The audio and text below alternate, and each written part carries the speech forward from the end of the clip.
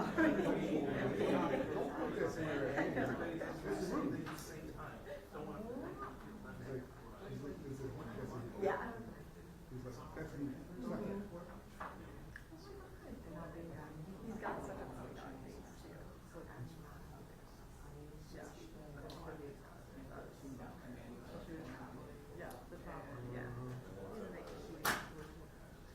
how you tease your boyfriend.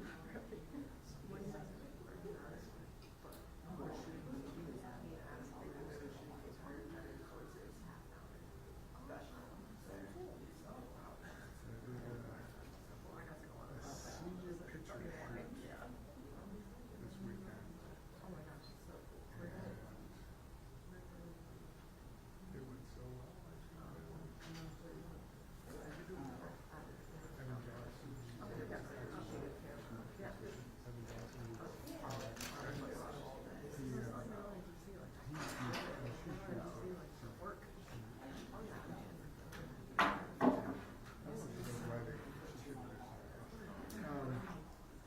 We've had her take some years ago. Personally.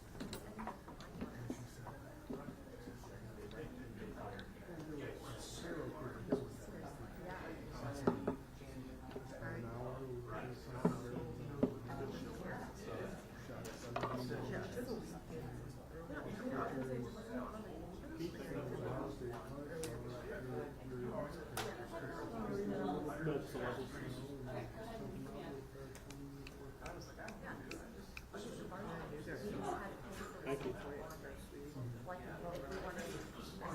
I wouldn't get credit. So much. It's still really low. Or just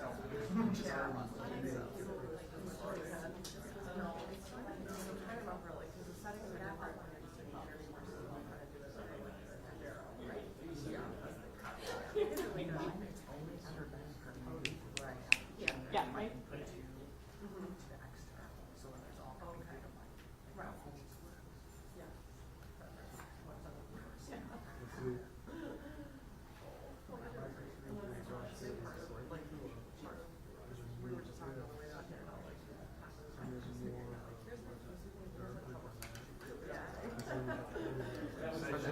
on your own. Yeah.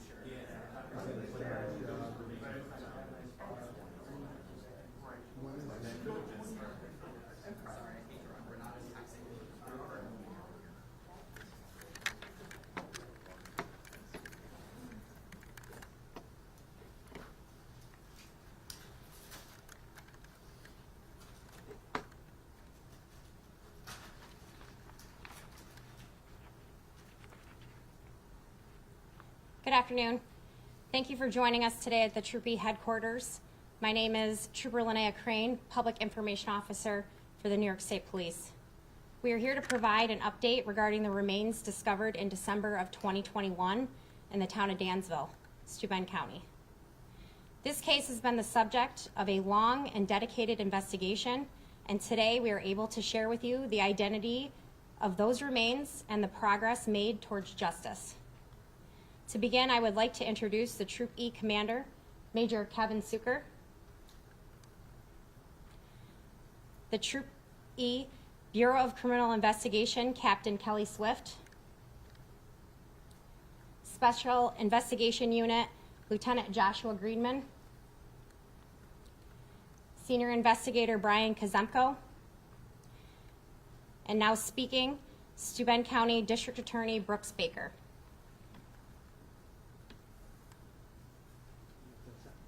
Yep, and then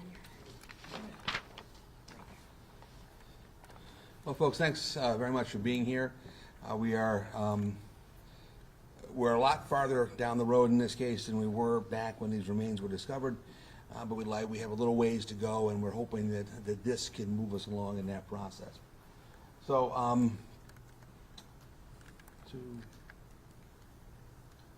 so this is where our involvement in the case initially begins. On December 13th, 2021, skeletal remains were found here in the town of Dansville along State Route 36, just south of State Route 70. It is close to the Swain Ski Resort, if that's sort of a landmark for some people.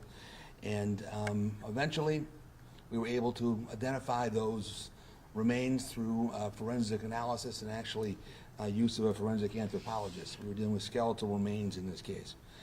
The victim, or the remains, are those of Do So. His date of birth is 12/21/1987. He's a Burmese refugee legally in the United States who immigrated here and settled in Rochester in 2008. In life, he was 5 feet 4 inches tall and weighed about 120 pounds. These are additional photographs of him, and we're hoping folks will maybe remember him from the Rochester area or from times he spent in the area around Swain.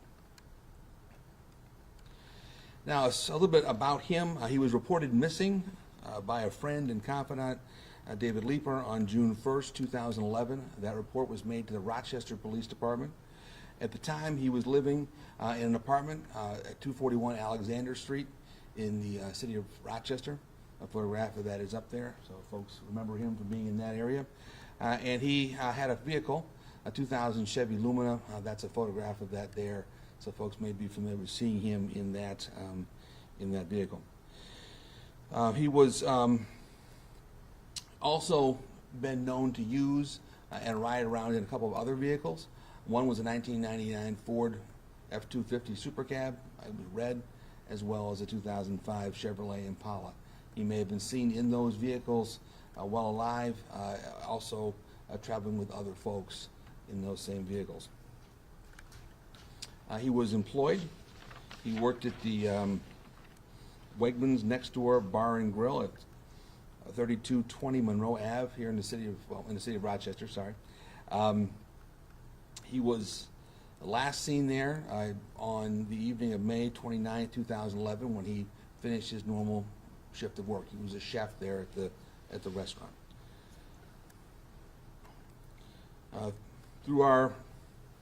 This is a photograph of the location on State Route 36 where his remains were found. There's friends and family have set up a memorial to him. He was an important part of both the LGBTQ plus community in Rochester and also the Burmese immigrant community. People are missing him, looking for him, and they want justice for him now that he has been found. Through our investigation, we've also determined that he frequented certain establishments in the Rochester area that folks may have seen him in the company of other people. One being Alex 140, which I believe was a social club that's no longer in existence, and the other being Tilt, a nightclub in Rochester.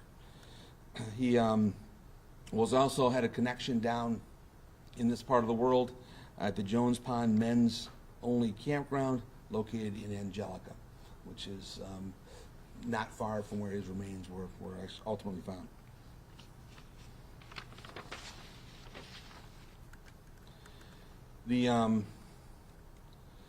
Let me back up a little bit. His remains were found in a culvert along Route 36 by DOT workers, and that's where we see that that memorial now set up. So if folks are driving along that area and want to become familiar with it, that's a good landmark for anybody who's been in the area. A number of personal and clothing items were also found with him when he was when his skeletal remains were found. We are currently utilizing DNA technology, some of which did not exist in 2021 even, to further analyze those items for DNA, and we are hopeful they will produce additional leads beyond what we already have. At the time of his disappearance, he had just recently purchased a new cell phone at the Grease Ridge Mall. We see here that happened on the 29th of May. We see a photograph of him at the ATM picking up money to pay for that phone. The phone he bought was a LG Optimus S. There's several photographs of that there in a couple of colors. That was never located. We are still looking for that particular item. It could be in the Rochester area, it could be down in the Swain area, or it could be anywhere in between or around the location where the body was located. The case is currently being investigated by the Special Investigation Unit of the New York State Police, the Major Crimes Unit of the New York State Police, the Forensic Investigation Unit, investigators from my office with assistance from the Broward County Sheriff's Department and the Rochester Police Department. A tremendous amount of law enforcement resources are going into this case, hundreds and hundreds of man hours, and we're talking about hundreds of years of law enforcement experience, as well as utilizing the latest technology on all fronts to locate additional evidence and find out who was responsible for the death of Doe So. In interviewing folks in his community, we found out a lot more about him. He was a valued member of his community. He was a hardworking, happy young man, loved by everyone he met. Bright light in the world were some of the comments made about him. The folks who know him, his communities miss him, and he deserves justice, and that's why we are here today.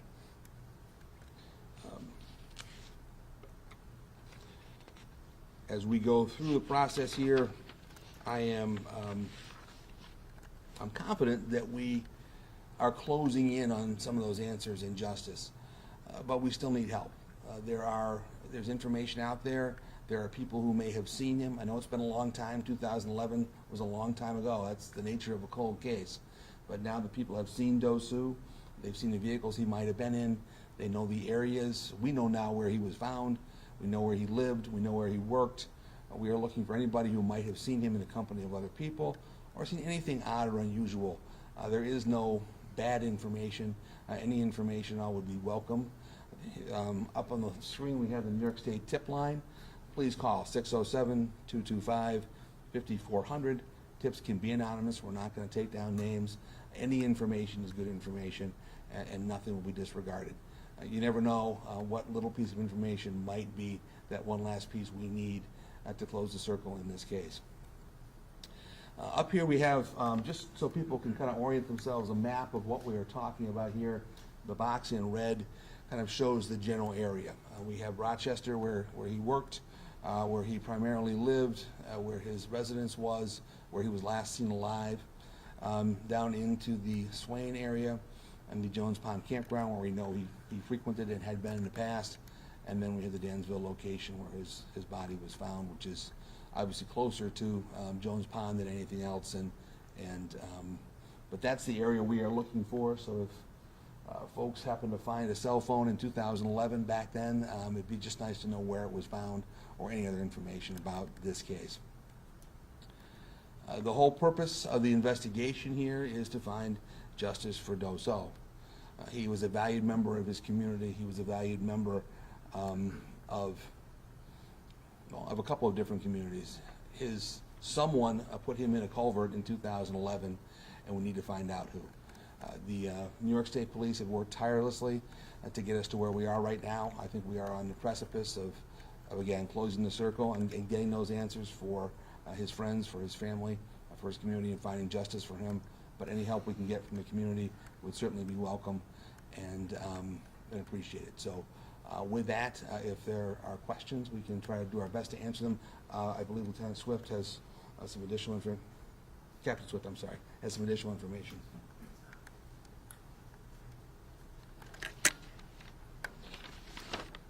Good afternoon. I am Captain Kelly Swift of the Troop E Bureau of Criminal Investigation. As you've heard today, this case represents years of dedicated work by investigators, forensic experts, and our partners in law enforcement and prosecution. Identifying Mr. So is a critical step, but it's only part of our mission. Our commitment remains to find out exactly what happened to him and to hold those responsible accountable. I want to thank the Steuben County District Attorney's Office, as well as the men and women of the New York State Police, including our Special Investigations Unit, our Major Crimes Unit, and our Forensic Identification Unit, all who remain dedicated to pursuing justice in this case. Most importantly, we are asking the public for their help. Even the smallest piece of information could be significant. If you remember seeing Doso, his vehicle, or anything connected to this case, please reach out. We have established a dedicated tip line at 607-225-5400, and tips can be made anonymously. Your cooperation could be the key to providing justice for Doso. I am confident moving forward with this case that it will be solved in the near future, and that we will bring justice to Doso and closure for his loved ones. We'll now take some questions. Can you maybe just discuss some of the challenges in identifying the remains over a 14-year period of time? Well, the remains we found were skeletal remains. So obviously there are no identifying marks. There is no way to identify him from what we have there. So we had to utilize the state police, quite frankly, did the legwork here, found us a forensic anthropologist. They obtained dental records and other information that was able to finally put a name with this skeleton that was found by a bunch of DOT workers. Any idea as to the cause of death? At this point, no, although we do know that based upon the review of the skeleton, he wasn't hit by a car. This is not an accidental death situation. So we are treating this case as a homicide. Do you believe he was placed there intentionally? That's what we believe at this stage, yes. Are you able to expand if there's one suspect, a number of suspects in terms of that direction? I don't think that's something we can talk about at this point. I do think there are, we have significant leads in this case, and as the captain indicated, we are hopeful that in the relatively near future we'll be able to close the case, but we're not prepared to talk about suspects at this stage. Do you believe that where his remains were found in that culvert is also where he died? Or they were moved? At this stage, that's not something I think we're prepared to talk about, but it does, we do know he was placed in that culvert, and he was essentially, the body was hidden there. That much we do know. So that would have been like a culvert pipe underneath the road? Or? Yes, that's what it was. It was a drainage pipe that passes underneath Route 36. They were doing routine maintenance, which they do, unfortunately, only every few years, and they happened to notice something that didn't belong. You may have touched on this, but was he at that camp that you had mentioned down there? Was that like what brought him down to that area? Well, we don't know who brought him down to the area or how he got to Dansville. We do know he had been to the camp and that camp area in the past. He had frequented there and had associations there, and so that's why we were pointing that out. Our hope is that maybe somebody saw him there, saw him in the company of people around that time. Again, just any little bit of information could be helpful. Was his car found down in the Dansville area, or did he get down into the areas by some other means? We don't know how he got to Dansville. His car was located in the parking lot for his apartment complex. About when were you able to identify that it was Doso? It took us probably 1.5 or 2 years to identify him, isn't that correct? Yeah, so about 2023, I guess, we identified him. And then we were able to link him to a missing persons case in Rochester and bring in that initial investigation that had gone very cold because they had no idea what happened to him. Why hold this press conference today? Why now? If you've had this identification. Well, we have, the state police have been putting in a tremendous number of hours into this case. They have developed significant investigative leads, and as Captain Swift indicated, we believe we are approaching closing the circle. But again, we don't know what piece of evidence it's going to be that takes us over the finish line to be able to establish the suspect, to be able to make an arrest, to be able to tell what happened to Doso and bring this case or somewhat of justice for Dosu's death. So now the time is ripe for having this conversation because we have enough information to be able to use any tip that comes in, and it will have a place in our investigation. We know an awful lot of things. We have some more pieces to put into the puzzle, and we're hoping that the community can help us with that. You mentioned about the cell phone being a significant component with it not being located yet. Is there any indication or hope that that is kind of the missing factor there to be able to obtain that, or is that just essentially far gone? I don't know what role it will play. I mean, it really depends on if it's ever found or where. It's not something that we absolutely have to have, but it's something that might give us some more information about his travels or his location or any of those things. So if somebody did happen to just find along the side of the road or in the mall parking lot or somewhere else a cell phone, it could give us some information. I doubt at this stage we'll get any information from the phone itself, but its location could be helpful to us. And have you been able to, I know you mentioned talking with friends and family, how are they holding up with this? Well, most of his friends, obviously, you saw some of the quotes. He is somebody they miss tremendously, and he just disappeared off the face of the earth from their point of view more than a decade ago, almost a decade and a half ago now. So it's one of those things that haunts them, as it would anybody if you lose somebody who is important to you. Most of his family is overseas. We have spoken to them by phone.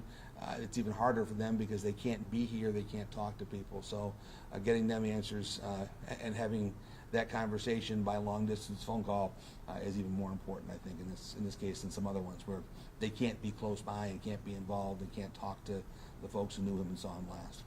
That memorial that showed a picture of, how long has that been up? I'm not really sure. It is something that may have come and gone over time. I think as the investigation has pressed forward and people have, he's been identified as part of that process, that pushed the memorial to go up more recently and again be renewed, I guess. So. You said you had clothes that you were looking to do a DNA analysis on. Mm-hmm. What are the next steps in this process, Will? Well, the investigative steps, I don't think we're going to talk about too awful much. That's something that the state police are working on from all different angles. We're working with authorities in Florida. We're working with Florida authorities in other places and working. Those steps are things that I don't think I want to talk about a whole lot because I don't want to endanger what's going on. As far as the DNA testing, again, there are some new processes that have. It's a rapidly evolving science, and there is some new science out there that we're attempting to utilize right now. That may take some time, but we are exposing some of the other personal effects that were found to a new technology, and are hopeful that will be positive. There was also another missing person. His name was Mengo or Yuko Lucy. Yep. Around the same time. Do you believe there's any connection here with that? No, that's a complete. That's a case from a different part of Steuben County and a completely different collection of folks. So I don't believe there's any reason to believe this has any connection to the Nico Lisi case. This is a much more Rochester-centric, Swain area-centric case with very, very different players involved than the Nico Lisi case. Can you speak to why you're confident that you are going to find this person? Is it related to the technology you're using, or is it related to people that you're now able to talk to? Well, one of the reasons I'm confident is because of the people standing right here. I've had the privilege of working with the state police for the last 32 years, and they bring incredible professionalism and dedication to law enforcement. And when they tell me they're going to solve a case, they always do. So that's one of the big reasons. But their efforts have given us a tremendous amount of information about what was going on, when it was going on, who was involved in Doso's life, and we have developed a tremendous amount of information we did not have in 2021, and that was not available in 2011 when the original complaint came in. So I am confident with the way things are moving and how rapidly they are moving forward, that we will come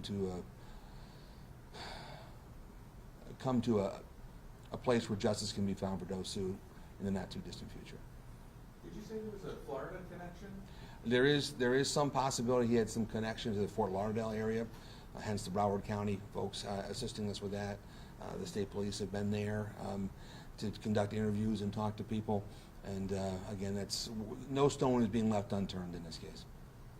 Maybe if we could hear something from state police just regarding the kind of the scope of the investigation and maybe some of the challenges in a case with a death that happened in 2011.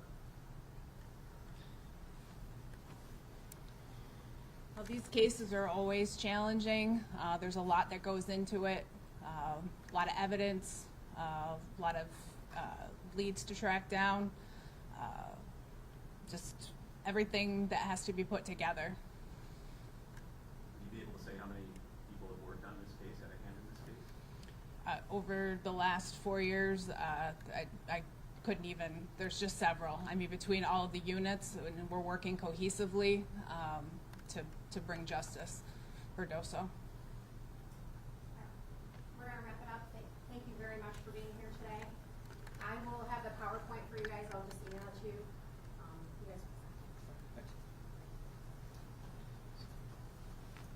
I'm just going to put that line up one more time here for you.